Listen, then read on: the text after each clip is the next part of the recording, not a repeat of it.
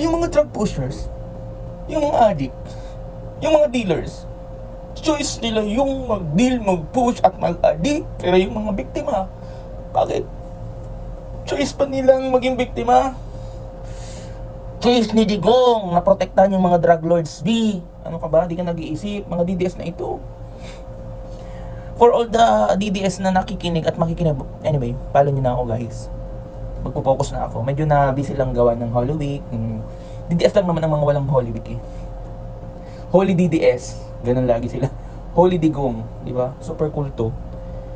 Sa mga pinagagawa nyo, wala natuloy kayong mga hope. Di ba? Anyway, meron kasi akong napanood sa dito sa TikTok na choice daw ng mga choice daw ng mga ng mga runners, ng mga dealers, 'di ba? Ng mga ng mga addict na mag-addict daw. Pero daw di daw nila choice na mabiktima daw ng mga yung mga addict na, 'di ba? Ng EJK.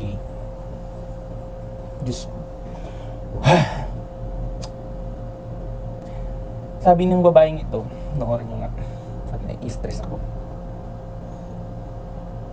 Hindi daw choice ng mga hindi daw choice ng mga yung nabiktima ng mga addict ngayon na mabiktima daw.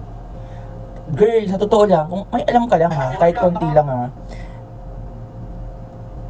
Kung nakikinig ka ng balita, kahit konting balita lang at ina-absorb mo siya.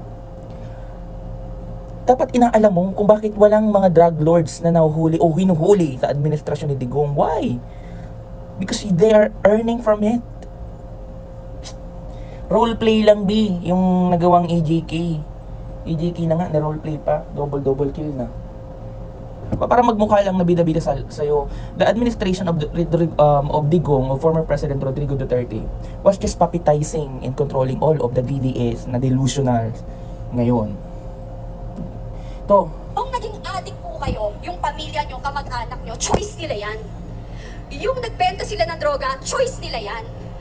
Yung naging drug lords and drug dealers sila, choice din nila yan. Pero yung mga naging biktima ng mga yan, ng drug dealers, ng drug addicts, at drug pushers, hindi ho nila choice na maging biktima.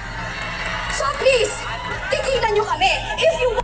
This girl is being instrumentalized by Duterte's administration. Well, in fact, correct.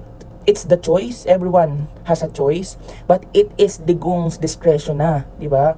It is Digong's discretion not to tell you that they were the ones who were protecting the drug lords. The reason why nagkakamap ka ng ganyan. But if you are going to look and think deeper, it is Digong's obligation B. Kasi they were